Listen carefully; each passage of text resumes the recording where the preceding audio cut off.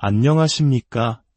지혜의 샘물을 길어 올리는 이 시간, 여러분과 함께하게 되어 진심으로 기쁩니다. 오늘 우리가 함께 나눌 이야기에 귀 기울여 주시는 여러분의 삶에 언제나 평안과 은총이 가득하기를 기원하며 저희 채널에 대한 구독과 좋아요는 저희에게 큰 힘이 된다는 점을 잠시 말씀드립니다. 여러분의 작은 손길 하나하나가 더 깊고 울림 있는 이야기를 만드는데 소중한 밑거름이 됩니다. 2025년 6월 4일, 새로운 대통령이 취임한 지 불과 2달이 지난 대한민국. 인터넷 세상은 그야말로 뜨거웠습니다. 그런데 그 열기는 정책에 대한 건강한 토론보다는 마치 안개처럼 피어오르는 기묘한 예언들로 가득했습니다. 새 대통령의 사주 분석, 무속인이 내다본 대한민국의 국운 같은 영상들이 하루에도 수십 개씩 쏟아져 나왔습니다. 그리고 그 내용의 대부분은 섬뜩할 정도로 부정적이었습니다. 5년의 임기를 다 채우지 못할 것이다. 나라는 곧 무너지고 경제는 파탄날 것이다. 와 같은 저주에 가까운 예언들이 사람들의 불안감을 파고들었습니다. 마치 거대한 폭풍우가 한반도를 향해 다가오는 듯한 분위기였습니다. 하지만 한 베테랑 기자가 오랜 경험에서 비롯된 직감과 냉철한 데이터 분석을 통해 바라본 현실은 그 모든 예언과는 정반대의 모습을 하고 있었습니다. 예언보다 더 강력한 힘, 사주팔자보다 더 확실한 미래. 과연 그가 대한민국 땅에서 목격한 진실은 무엇이었을까요? 지금부터 그 놀라운 여정을 함께 따라가 보겠습니다. 저는 12년 경력의 베테랑 기자입니다. 이라크 전쟁의 포화 속에서, 아프가니스탄의 위기 현장에서, 그리고 유럽 난민 사태의 최전선에서 역사의 기록을 세상에 알려왔습니다. 2019년에는 시리아 내전 보도로 피버디상을 수상하는 영예를 안기도 했습니다. 하지만 솔직히 말해 제가 한국에 오게 된 것은 일종의 좌천이었습니다. 2017년 러시아 관련 보도에서 실수를 저질렀고 그로 인해 잠시 쉬라는 의미로 아시아 집으로 발령이 난 것이죠. 동료들은 한국, 거기서 뭘 취재하려고, K-팝이나 취재해봐라며 농담 섞인 위로를 건넸고 저의 자존심은 깊은 상처를 입었습니다. 2018년 3월 15일 김포공항에 내렸을 때 제 마음은 잿더미 같았습니다. 내 기자 인생은 이렇게 끝나는 것인가? 그러나 한국에서의 첫 일주일은 제게 거대한 충격의 연속이었습니다. 첫 번째 충격은 한국인 동료와의 대화에서 시작되었습니다. 선배님, 한국 정치를 취재하시려면 이것 하나는 꼭 아셔야 합니다. 여기서는 정치인의 사주팔자가 진짜 뉴스입니다. 저는 귀를 의심했습니다. 뭐라고요? 21세기의 점이라니요. 정말입니다. 대통령 후보가 나오면 사주 분석부터 하고 무속인의 예언이 정치 뉴스만큼이나 주목을 받습니다. 저는 웃어넘기려 했습니다. 하지만 동료는 진지했습니다. 유튜브에 대통령 사주라고 검색해보라는 그의 말에 저는 반신반의하며 검색창을 열었고 그 순간 입을 다물 수 없었습니다. 수십만, 수백만 조회수를 기록한 영상들이 셀 수 없이 많았습니다. 현대적인 IT 강국의 이면에 이런 세상이 있다는 사실이 믿기지 않았습니다. 두 번째 충격은 더욱 강렬했습니다. 주말에 찾은 인사동의 한 찻집에서 만난 주인 어르신과의 대화였습니다. 제가 미국에서 온 기자라고 소개하자 그는 예상과 다른 반응을 보였습니다. 아, 그러신가요? 그럼 우리나라 정치가 얼마나 흥미로운지 이해하시겠군요. 외국인들이 가장 이해하기 힘들어하는 부분이 바로 이겁니다. 그게 무언 입에니까? 우리는 대통령을 뽑을 때 정책만 보지 않아요. 그 사람의 운명이 나라의 운명과 잘 맞는지를 봅니다. 5,000년 동안 그래왔어요. 그의 말에는 단순한 미신을 넘어선 어떤 깊이가 느껴졌습니다. 정책보다 운명을 더 중요하게 여긴다는 말. 그 순간 저는 깨달았습니다. 나는 전혀 다른 세상에 들어왔구나. 그리고 2019년부터 본격적으로 한국 정치를 취재하면서 저는 정말 믿을 수 없는 현상들을 목격했습니다. 뉴스 댓글에는 정책 분석보다 이 사람 관상이 어떻소? 라는 댓글이 더 많았고, 정치인의 운세를 읽어주는 유튜브 채널이 주류 언론사보다 더 많은 구독자를 보유하기도 했습니다. 저는 본사에 이런 내용의 보고서를 보냈습니다. 한국에서는 21세기의 정치와 5000년의 신비주의가 공존한다. 이것은 서구 정치학 교과서로는 설명할 수 없는 독특한 현상이다. 하지만 진짜 충격은 2025년 6월 새 대통령 취임 직후부터 시작되었습니다. 한국의 인터넷은 이재명 사주 분석, 무속인이 본 국운, 예언으로 본 대한민국 같은 영상들로 완전히 뒤덮였습니다. 조회수는 폭발적이었지만 내용은 99%가 부정적이었습니다. 2년도 못 버틴다. 나라가 망한다. 경제 폭락. 국제적 고립. 마치 대한민국의 종말을 예고하는 듯했습니다. 처음에는 과장된 이야기라고 생각했습니다. 하지만 시간이 흐를수록 그 내용은 점점 더 극단적으로 변해갔고 광복 80주년을 앞둔 8월에는 나라가 망한다는 국가 폐막론까지 등장했습니다. 바로 그때 제 머릿속에서 섬광 같은 깨달음이 스쳤습니다. 잠깐만, 이건 내가 지금 현장에서 취재하고 있는 현실과 너무나도 다르잖아. 데이터로 확인한 대한민국의 현실은 그 예언들과 정반대였습니다. 경제 지표는 안정적이었고 국제관계도 나쁘지 않았습니다. 오히려 시민들의 참여는 더욱 활발해지고 있었습니다. 그 순간 제 온몸에 전율이 흘렀습니다. 여기에는 무언가 이상한 점이 있다. 예언과 현실이 이렇게까지 다를 수 있을까? 베테랑 기자의 직감이 말해주고 있었습니다. 여기에는 거대한 이야기가 숨어 있다고. 저는 결심했습니다. 좋아, 끝까지 파헤쳐보자. 이 미스터리의 진실을 반드시 밝혀내겠다. 이것은 러시아 오보 사태로 실추된 제 명예를 회복할 기회일지도 모른다고 생각했습니다. 광복 80주년을 기점으로 저는 진실을 찾기 위해 대한민국 방방곡곡을 누비기 시작했습니다. 과연 무속인들의 예언이 진실일까? 아니면 내가 본 현실이 진실일까? 그리고 저는 상상을 초월하는 놀라운 진실과 마주하게 됩니다. 7월의 어느 날, 저는 판교 스타트업 단지에서 28살의 청년 창업가 이준혁 씨를 만났습니다.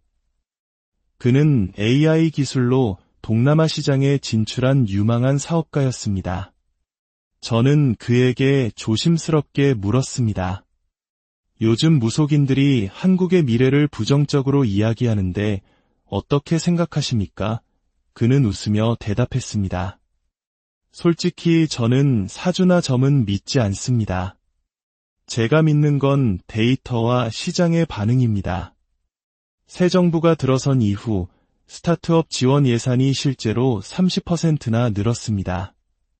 규제 샌드박스도 확대되고 있고요. 지난주에는 청와대에서 젊은 창업가들과의 간담회도 열렸습니다.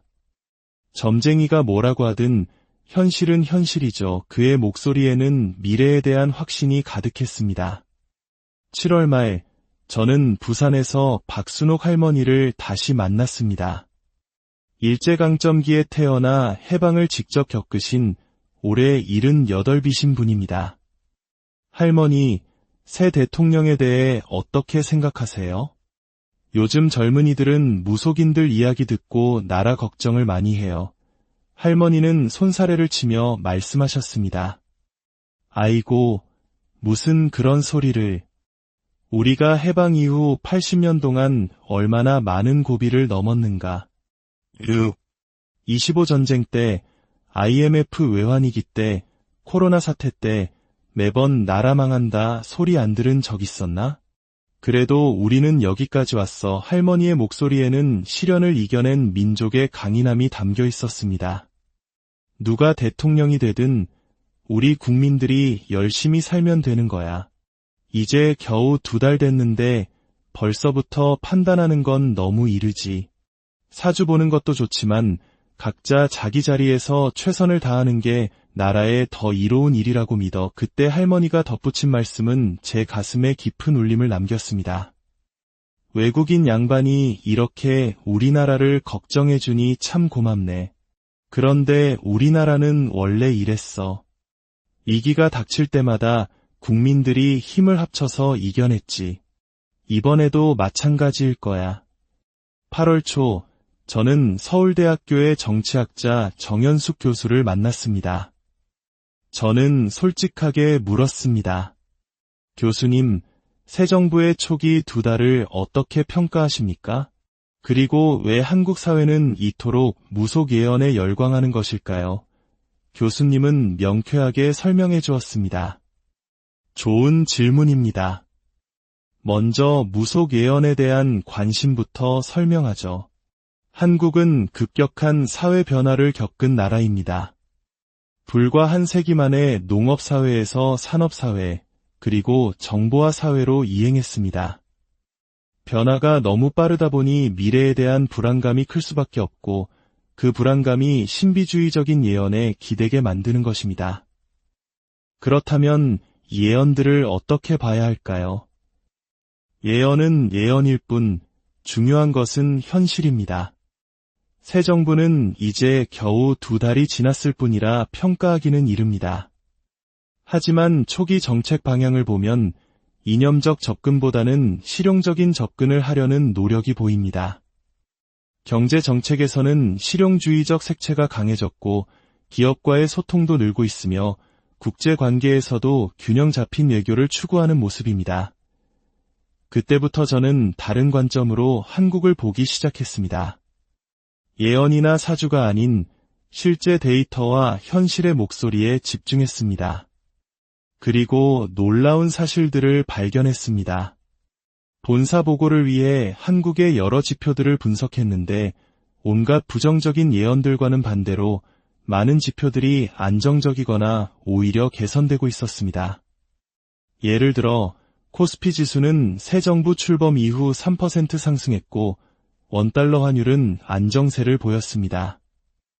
외국인 투자 역시 우려했던 만큼의 변화는 없었습니다. 물론 완벽하지는 않았지만 패망이라는 단어와는 거리가 멀어도 한참 멀었습니다. 더욱 놀라운 것은 국제사회의 반응이었습니다.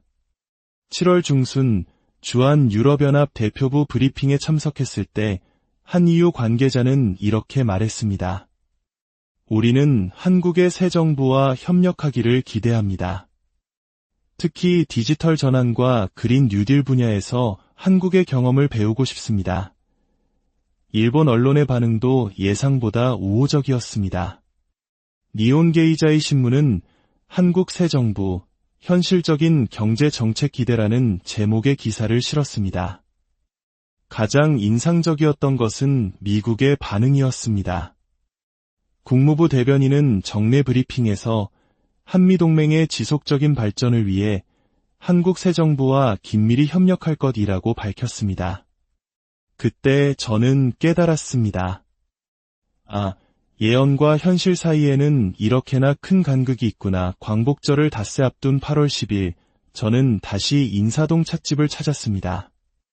저는 찻집 사장님께 물었습니다. 사장님, 요즘 새 대통령 사주에 대해 안 좋은 이야기가 많던데 어떻게 생각하세요? 사장님은 웃으며 말했습니다. 사주나 점도 참고는 할 수 있겠지요. 하지만 그것보다 더 중요한 것은 사람의 마음가짐입니다. 특히 대통령 같은 자리에 있는 사람은 국민을 위해 최선을 다하겠다는 의지가 가장 중요합니다. 아직 시작한 지 2달밖에 안 됐으니 섣불리 판단할 수는 없지만 제 눈에는 최선을 다하려는 모습이 보입니다. 그 노력이야말로 예언이나 사주보다 더 중요하다고 생각해요. 7년간 한국에 살면서 저는 한 가지를 확신하게 되었습니다. 대한민국의 진짜 힘은 무속인의 예언이 아니라 국민들의 현실적인 노력과 의지에 있다는 것을, 특히 이번 취재를 통해 느낀 것은 한국 국민들이 정치에 대해 냉철하면서도 따뜻한 시선을 가지고 있다는 점이었습니다. 무조건적인 지지도, 무조건적인 비판도 아닌 일단 지켜보자는 성숙한 태도, 예언보다 강한 현실의 힘, 그리고 사주보다 확실한 국민의 의지, 그리고 무엇보다 한나라의 운명을 불과 2달 만에 속단하는 것이 얼마나 성급한 일인지에 대한 이야기. 광복 80주년을 맞이하는 대한민국에서 제가 발견한 것은 바로 이것이었습니다. 2025년 8월 15일, 광복 80주년 기념일. 저는 광화문 광장에서 아주 특별한 경험을 했습니다. 경축 행사를 취재하기 위해 나간 그곳에는 제 생각보다 훨씬 많은 시민들이 모여 있었습니다. 특히 젊은이들의 모습이 많이 눈에 띄었습니다. 저는 20대로 보이는 한 여성에게 인터뷰를 요청했습니다. 광복절에 특별히 이곳에 나온 이유가 있으신가요? 네, 올해가 광복 80주년이기도 하고 사실 요즘 인터넷에 부정적인 이야기들이 너무 많아서 답답한 마음에 나왔어요. 무속인들은 나라가 망한다고 하는데 우리가 실제로 이뤄낸 것들을 보면 정말 대단하거든요. 어떤 점이 그렇게 대단하다고 생각하세요? 80년 전에는 일제 식민지였지만 지금은 세계 10대 경제 대국이잖아요. K-팝은 전 세계에서 사랑받고 우리 기술력도 인정받고 있고요. 이런 걸 생각하면 점쟁이의 예언보다는 우리가 해온 노력이 더 확실한 증거 아닐까요? 그 순간 저는 깊은 감동을 받았습니다. 젊은 세대가 이토록 성숙한 역사의식을 가지고 있다는 사실이 놀라웠습니다.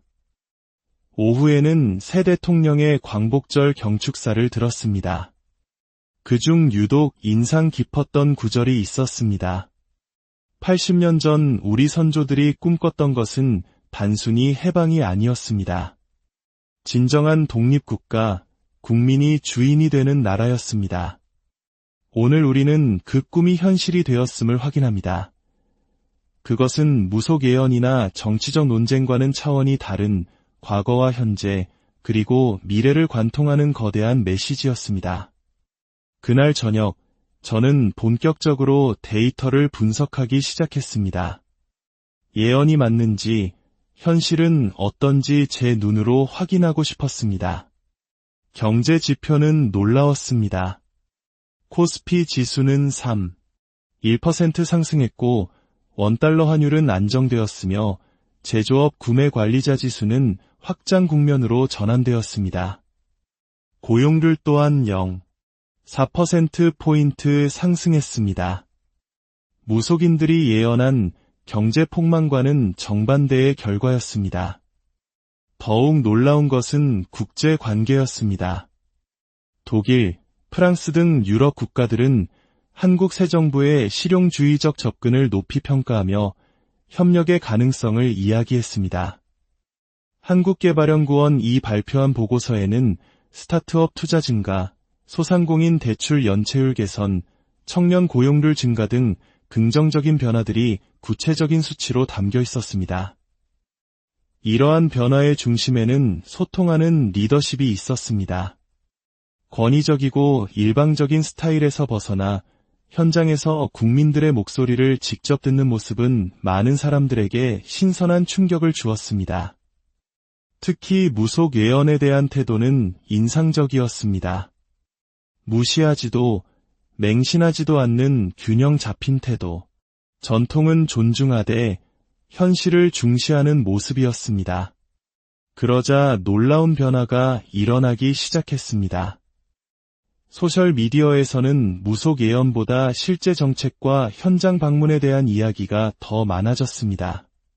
대통령이 우리 동네에 와서 직접 이야기를 들어주니 감동이었다. 사주팔자보다 실제 정책 변화가 더 중요하다. 와 같은 긍정적인 반응들이 늘어났습니다.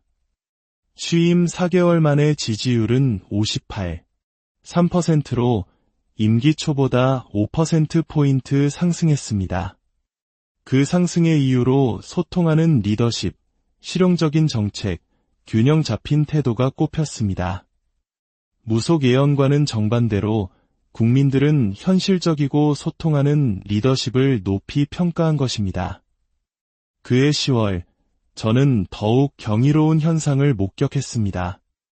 정부 정책에 호응하는 자발적인 시민사회운동이 전국 각지에서 일어나기 시작한 것입니다.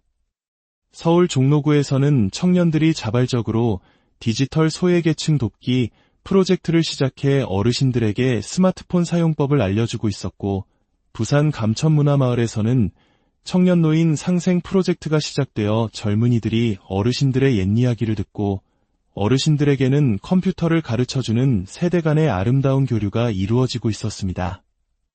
대구에서는 지역 상권 활성화를 위한 청년연대가 결성되어 전국의 청년들이 힘을 합쳐 각 지역의 숨은 맛집과 명소를 알리고 지역 특산물을 판매하는 온라인 쇼핑몰을 만드는 등 지역 균형 발전을 위해 스스로 발벗고 나섰습니다.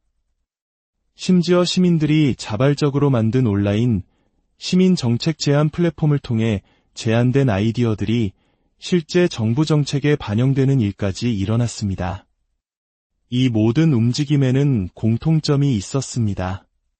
정부 정책에서 영감을 얻었지만 시민들이 자발적으로 실행했다는 점, 청년들이 주도했지만 모든 세대가 함께하는 구조였다는 점, 온라인과 오프라인을 넘나들며 지역과 세대를 연결했다는 점입니다.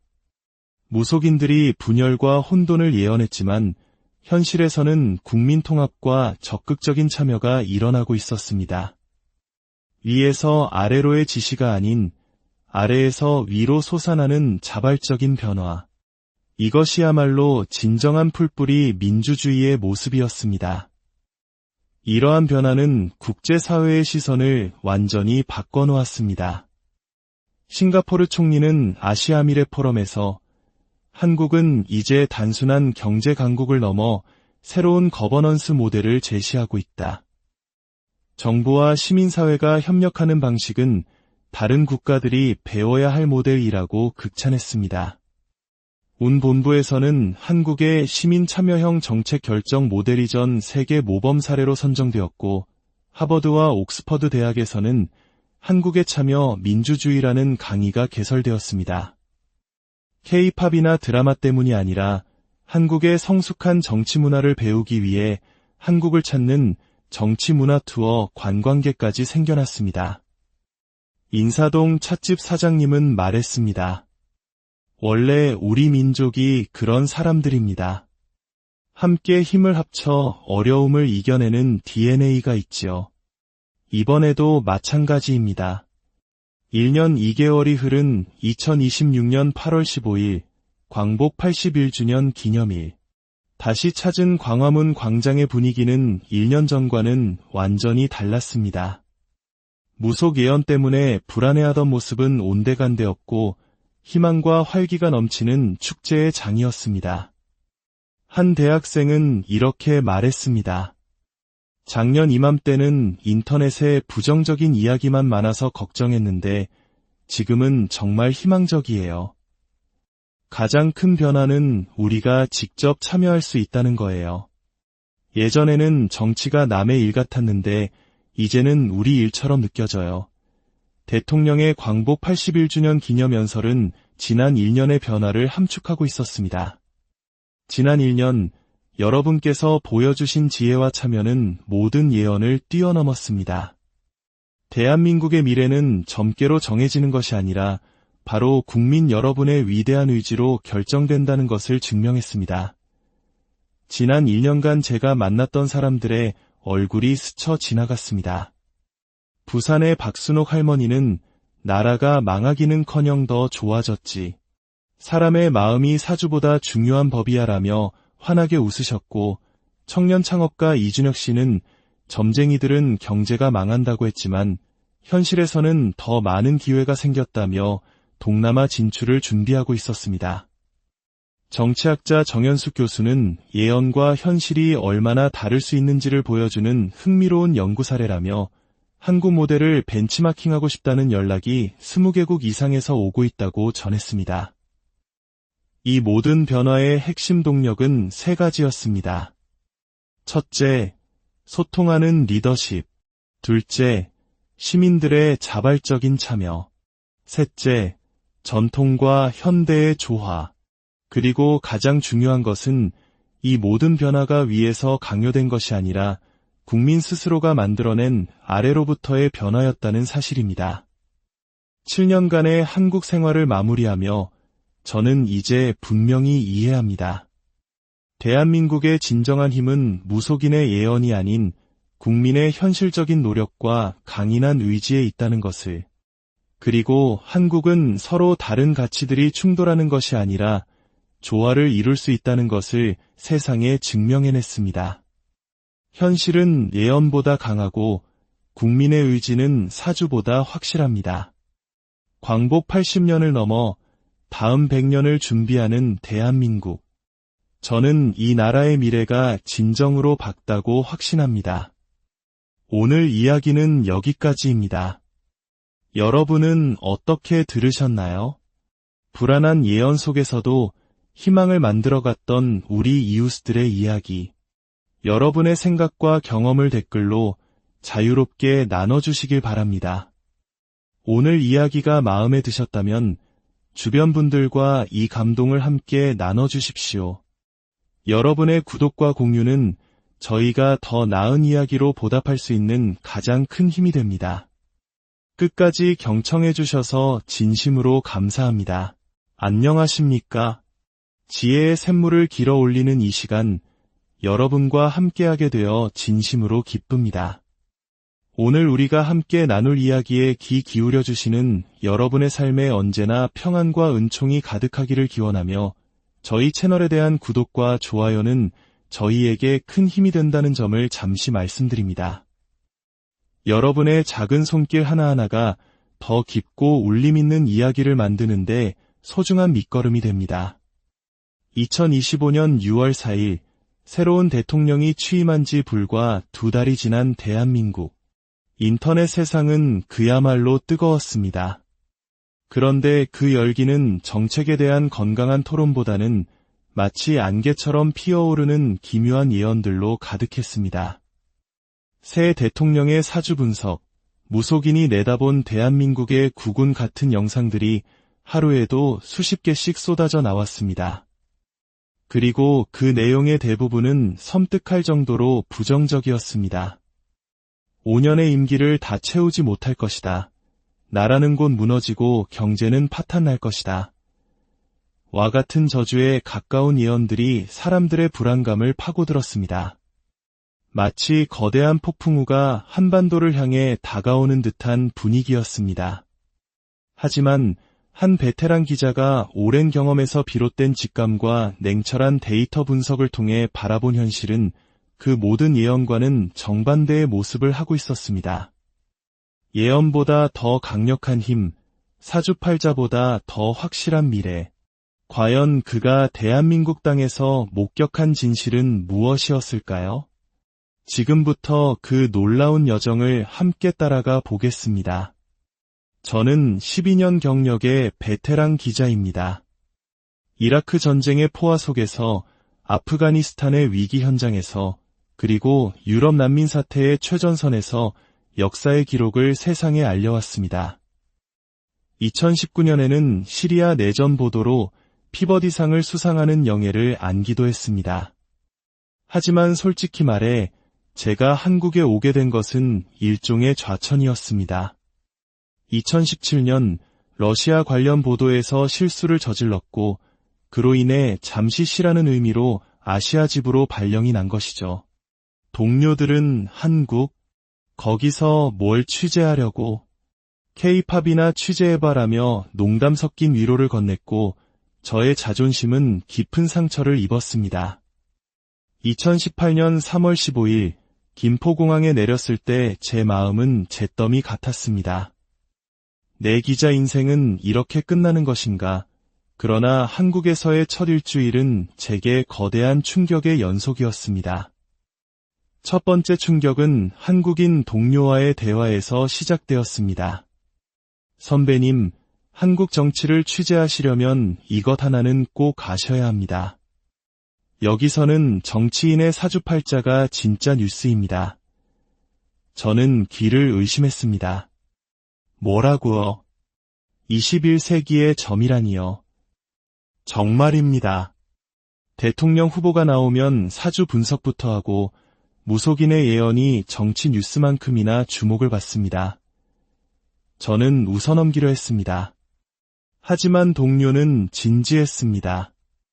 유튜브에 대통령 사주라고 검색해보라는 그의 말에 저는 반신반의하며 검색창을 열었고 그 순간 입을 다물 수 없었습니다. 수십만, 수백만 조회수를 기록한 영상들이 셀 수 없이 많았습니다.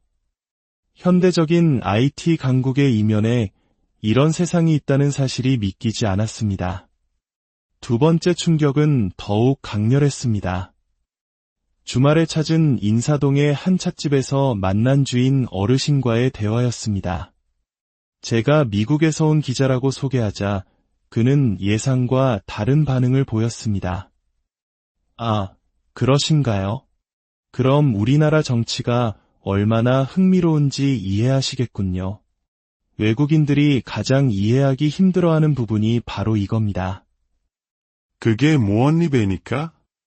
우리는 대통령을 뽑을 때 정책만 보지 않아요.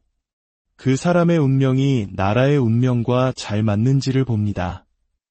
5,000년 동안 그래왔어요. 그의 말에는 단순한 미신을 넘어선 어떤 깊이가 느껴졌습니다. 정책보다 운명을 더 중요하게 여긴다는 말. 그 순간 저는 깨달았습니다. 나는 전혀 다른 세상에 들어왔구나. 그리고 2019년부터 본격적으로 한국 정치를 취재하면서 저는 정말 믿을 수 없는 현상들을 목격했습니다. 뉴스 댓글에는 정책 분석보다 이 사람 관상이 어떻소? 라는 댓글이 더 많았고 정치인의 운세를 읽어주는 유튜브 채널이 주류 언론사보다 더 많은 구독자를 보유하기도 했습니다. 저는 본사에 이런 내용의 보고서를 보냈습니다. 한국에서는 21세기의 정치와 5,000년의 신비주의가 공존한다. 이것은 서구 정치학 교과서로는 설명할 수 없는 독특한 현상이다. 하지만 진짜 충격은 2025년 6월 새 대통령 취임 직후부터 시작되었습니다. 한국의 인터넷은 이재명 사주 분석, 무속인이 본 국운, 예언으로 본 대한민국 같은 영상들로 완전히 뒤덮였습니다. 조회수는 폭발적이었지만 내용은 99%가 부정적이었습니다.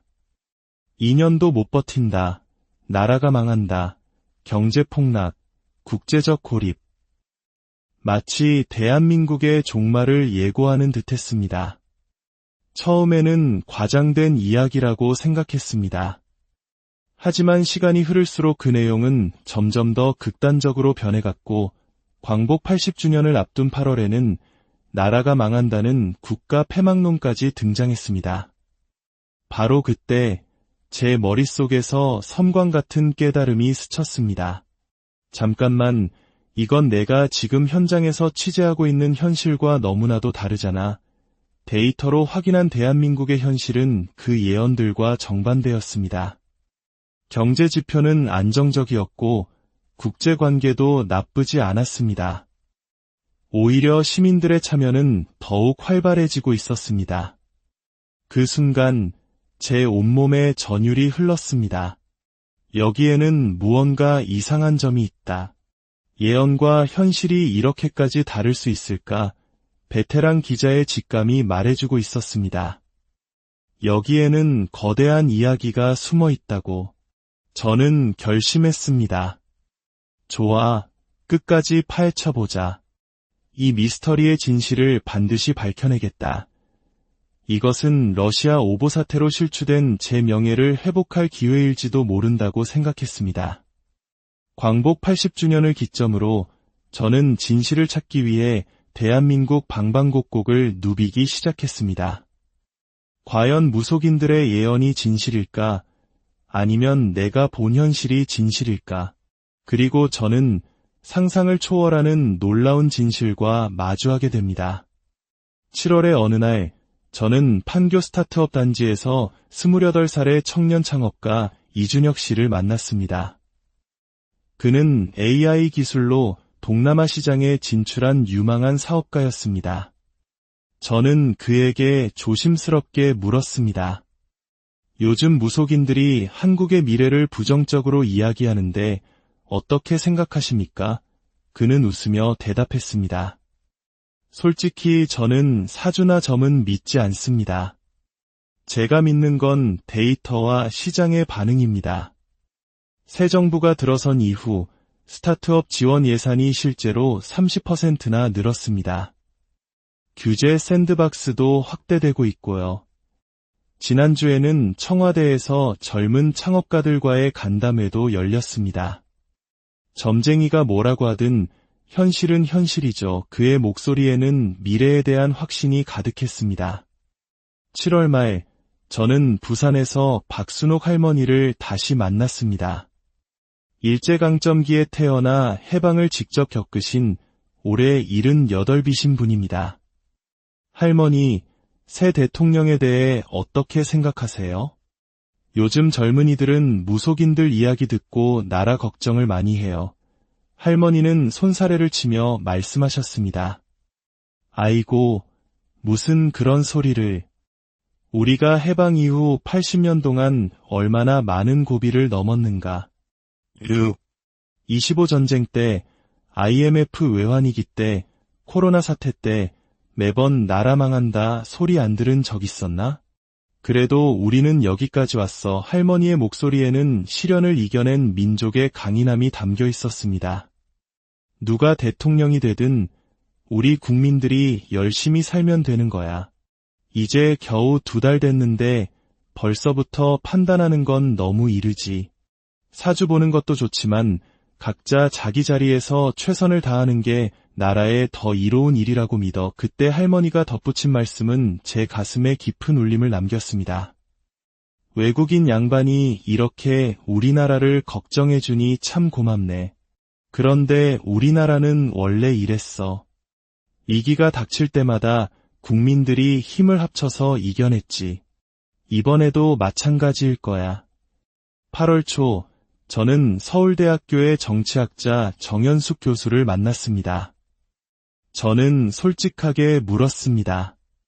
교수님, 새 정부의 초기 2달을 어떻게 평가하십니까? 그리고 왜 한국 사회는 이토록 무속 예언에 열광하는 것일까요? 교수님은 명쾌하게 설명해 주었습니다. 좋은 질문입니다. 먼저 무속 예언에 대한 관심부터 설명하죠. 한국은 급격한 사회 변화를 겪은 나라입니다. 불과 한 세기 만에 농업사회에서 산업사회, 그리고 정보화 사회로 이행했습니다. 변화가 너무 빠르다 보니 미래에 대한 불안감이 클 수밖에 없고 그 불안감이 신비주의적인 예언에 기대게 만드는 것입니다. 그렇다면 예언들을 어떻게 봐야 할까요? 예언은 예언일 뿐 중요한 것은 현실입니다. 새 정부는 이제 겨우 2달이 지났을 뿐이라 평가하기는 이릅니다. 하지만 초기 정책 방향을 보면 이념적 접근보다는 실용적인 접근을 하려는 노력이 보입니다. 경제 정책에서는 실용주의적 색채가 강해졌고 기업과의 소통도 늘고 있으며 국제 관계에서도 균형 잡힌 외교를 추구하는 모습입니다. 그때부터 저는 다른 관점으로 한국을 보기 시작했습니다.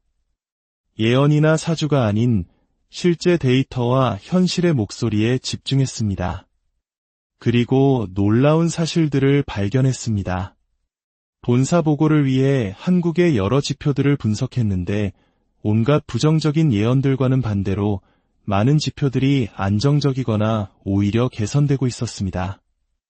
예를 들어 코스피 지수는 새 정부 출범 이후 3% 상승했고 원달러 환율은 안정세를 보였습니다. 외국인 투자 역시 우려했던 만큼의 변화는 없었습니다. 물론 완벽하지는 않았지만 패망이라는 단어와는 거리가 멀어도 한참 멀었습니다. 더욱 놀라운 것은 국제사회의 반응이었습니다. 7월 중순 주한 유럽연합 대표부 브리핑에 참석했을 때 한 EU 관계자는 이렇게 말했습니다. 우리는 한국의 새 정부와 협력하기를 기대합니다. 특히 디지털 전환과 그린 뉴딜 분야에서 한국의 경험을 배우고 싶습니다. 일본 언론의 반응도 예상보다 우호적이었습니다. 니혼게이자이 신문은 한국 새 정부, 현실적인 경제 정책 기대라는 제목의 기사를 실었습니다. 가장 인상적이었던 것은 미국의 반응이었습니다. 국무부 대변인은 정례 브리핑에서 한미동맹의 지속적인 발전을 위해 한국 새 정부와 긴밀히 협력할 것이라고 밝혔습니다. 그때 저는 깨달았습니다. 예언과 현실 사이에는 이렇게나 큰 간극이 있구나. 광복절을 닷새 앞둔 8월 10일, 저는 다시 인사동 찻집을 찾았습니다. 저는 찻집 사장님께 물었습니다. 사장님, 요즘 새 대통령 사주에 대해 안 좋은 이야기가 많던데 어떻게 생각하세요? 사장님은 웃으며 말했습니다. 사주나 점도 참고는 할 수 있겠지요. 하지만 그것보다 더 중요한 것은 사람의 마음가짐입니다. 특히 대통령 같은 자리에 있는 사람은 국민을 위해 최선을 다하겠다는 의지가 가장 중요합니다. 아직 시작한 지 2달밖에 안 됐으니 섣불리 판단할 수는 없지만 제 눈에는 최선을 다하려는 모습이 보입니다. 그 노력이야말로 예언이나 사주보다 더 중요하다고 생각해요. 7년간 한국에 살면서 저는 한 가지를 확신하게 되었습니다. 대한민국의 진짜 힘은 무속인의 예언이 아니라 국민들의 현실적인 노력과 의지에 있다는 것을, 특히 이번 취재를 통해 느낀 것은 한국 국민들이 정치에 대해 냉철하면서도 따뜻한 시선을 가지고 있다는 점이었습니다. 무조건적인 지지도, 무조건적인 비판도 아닌 일단 지켜보자는 성숙한 태도, 예언보다 강한 현실의 힘, 그리고 사주보다 확실한 국민의 의지, 그리고 무엇보다 한나라의 운명을 불과 2달 만에 속단하는 것이 얼마나 성급한 일인지에 대한 이야기. 광복 80주년을 맞이하는 대한민국에서 제가 발견한 것은 바로 이것이었습니다. 2025년 8월 15일, 광복 80주년 기념일. 저는 광화문 광장에서 아주 특별한 경험을 했습니다. 경축 행사를 취재하기 위해 나간 그곳에는 제 생각보다 훨씬 많은 시민들이 모여 있었습니다.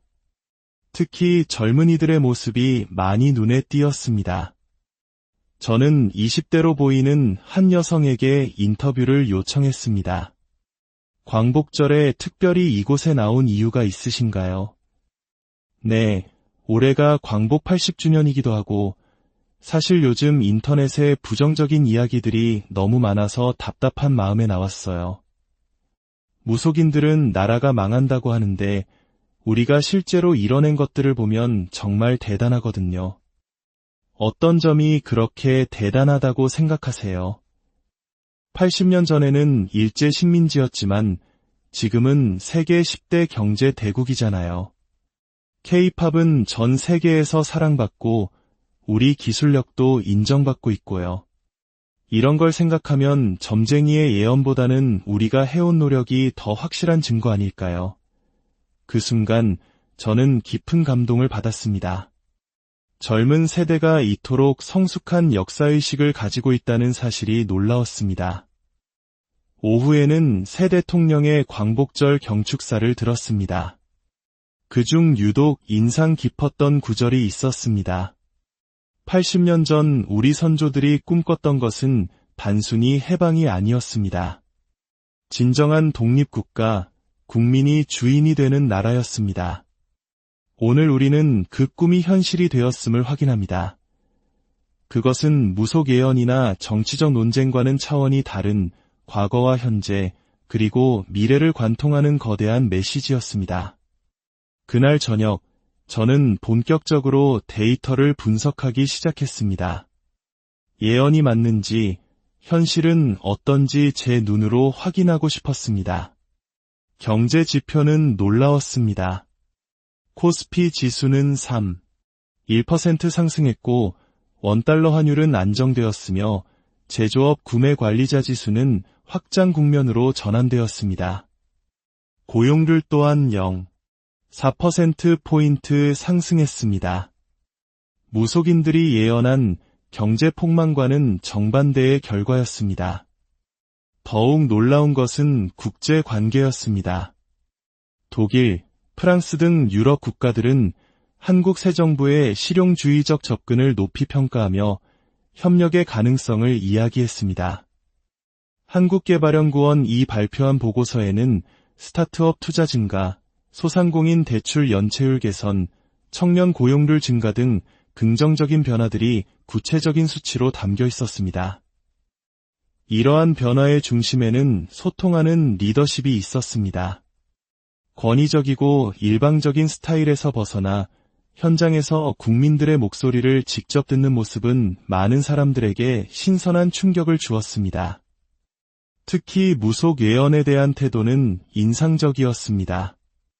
무시하지도 맹신하지도 않는 균형 잡힌 태도, 전통은 존중하되 현실을 중시하는 모습이었습니다. 그러자 놀라운 변화가 일어나기 시작했습니다. 소셜미디어에서는 무속 예언보다 실제 정책과 현장 방문에 대한 이야기가 더 많아졌습니다. 대통령이 우리 동네에 와서 직접 이야기를 들어주니 감동이었다. 사주팔자보다 실제 정책 변화가 더 중요하다. 와 같은 긍정적인 반응들이 늘어났습니다. 취임 4개월 만에 지지율은 58.3%로 임기 초보다 5%포인트 상승했습니다. 그 상승의 이유로 소통하는 리더십, 실용적인 정책, 균형 잡힌 태도가 꼽혔습니다. 무속 예언과는 정반대로 국민들은 현실적이고 소통하는 리더십을 높이 평가한 것입니다. 그해 10월, 저는 더욱 경이로운 현상을 목격했습니다. 정부 정책에 호응하는 자발적인 시민사회운동이 전국 각지에서 일어나기 시작한 것입니다. 서울 종로구에서는 청년들이 자발적으로 디지털 소외계층 돕기 프로젝트를 시작해 어르신들에게 스마트폰 사용법을 알려주고 있었고, 부산 감천문화마을에서는 청년노인 상생 프로젝트가 시작되어 젊은이들이 어르신들의 옛 이야기를 듣고 어르신들에게는 컴퓨터를 가르쳐주는 세대 간의 아름다운 교류가 이루어지고 있었습니다. 대구에서는 지역 상권 활성화를 위한 청년연대가 결성되어 전국의 청년들이 힘을 합쳐 각 지역의 숨은 맛집과 명소를 알리고 지역 특산물을 판매하는 온라인 쇼핑몰을 만드는 등 지역 균형 발전을 위해 스스로 발벗고 나섰습니다. 심지어 시민들이 자발적으로 만든 온라인 시민 정책 제안 플랫폼을 통해 제안된 아이디어들이 실제 정부 정책에 반영되는 일까지 일어났습니다. 이 모든 움직임에는 공통점이 있었습니다. 정부 정책에서 영감을 얻었지만 시민들이 자발적으로 실행했다는 점, 청년들이 주도했지만 모든 세대가 함께하는 구조였다는 점, 온라인과 오프라인을 넘나들며 지역과 세대를 연결했다는 점입니다. 무속인들이 분열과 혼돈을 예언했지만 현실에서는 국민 통합과 적극적인 참여가 일어나고 있었습니다. 위에서 아래로의 지시가 아닌 아래에서 위로 솟아나는 자발적인 변화. 이것이야말로 진정한 풀뿌리 민주주의의 모습이었습니다. 이러한 변화는 국제사회의 시선을 완전히 바꿔놓았습니다. 싱가포르 총리는 아시아미래 포럼에서 한국은 이제 단순한 경제 강국을 넘어 새로운 거버넌스 모델을 제시하고 있다. 정부와 시민사회가 협력하는 방식은 다른 국가들이 배워야 할 모델이라고 극찬했습니다. 운 본부에서는 한국의 시민 참여형 정책 결정 모델이 전 세계 모범 사례로 선정되었고, 하버드와 옥스퍼드 대학에서는 한국의 참여 민주주의라는 강의가 개설되었습니다. K-팝이나 드라마 때문이 아니라 한국의 성숙한 정치 문화를 배우기 위해 한국을 찾는 정치 문화 투어 관광객까지 생겨났습니다. 인사동 찻집 사장님은 말했습니다. 원래 우리 민족이 그런 사람들입니다. 함께 힘을 합쳐 어려움을 이겨내는 DNA가 있지요. 이번에도 마찬가지입니다. 1년 2개월이 흐른 2026년 8월 15일 광복 81주년 기념일. 다시 찾은 광화문 광장의 분위기는 1년 전과는 완전히 달랐습니다. 무속 예언 때문에 불안해하던 모습은 온데간데없고 희망과 활기가 넘치는 축제의 장이었습니다.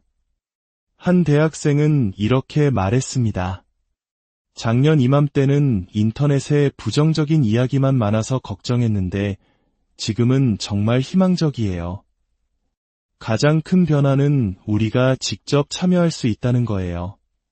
예전에는 정치가 남의 일 같았는데 이제는 우리 일처럼 느껴져요.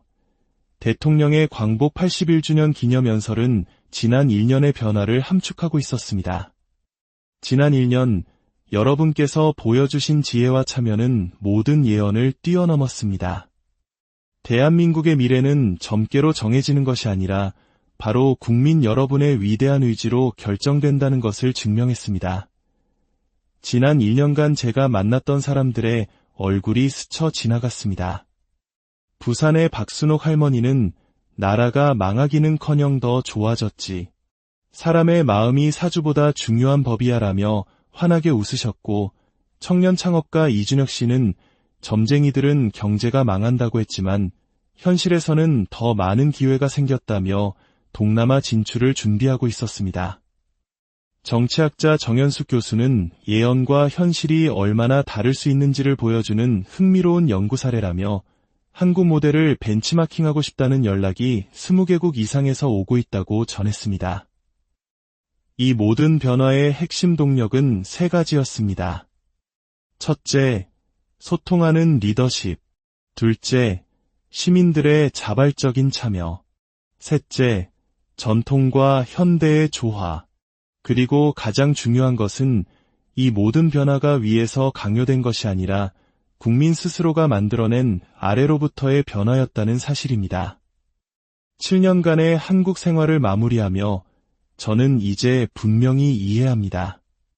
대한민국의 진정한 힘은 무속인의 예언이 아닌 국민의 현실적인 노력과 강인한 의지에 있다는 것을. 그리고 한국은 서로 다른 가치들이 충돌하는 것이 아니라 조화를 이룰 수 있다는 것을 세상에 증명해냈습니다. 현실은 예언보다 강하고 국민의 의지는 사주보다 확실합니다. 광복 80년을 넘어 다음 100년을 준비하는 대한민국. 저는 이 나라의 미래가 진정으로 밝다고 확신합니다. 오늘 이야기는 여기까지입니다. 여러분은 어떻게 들으셨나요? 불안한 예언 속에서도 희망을 만들어갔던 우리 이웃들의 이야기. 여러분의 생각과 경험을 댓글로 자유롭게 나눠주시길 바랍니다. 오늘 이야기가 마음에 드셨다면 주변 분들과 이 감동을 함께 나눠주십시오. 여러분의 구독과 공유는 저희가 더 나은 이야기로 보답할 수 있는 가장 큰 힘이 됩니다. 끝까지 경청해주셔서 진심으로 감사합니다. 안녕하십니까? 지혜의 샘물을 길어 올리는 이 시간, 여러분과 함께하게 되어 진심으로 기쁩니다. 오늘 우리가 함께 나눌 이야기에 귀 기울여주시는 여러분의 삶에 언제나 평안과 은총이 가득하기를 기원하며 저희 채널에 대한 구독과 좋아요는 저희에게 큰 힘이 된다는 점을 잠시 말씀드립니다.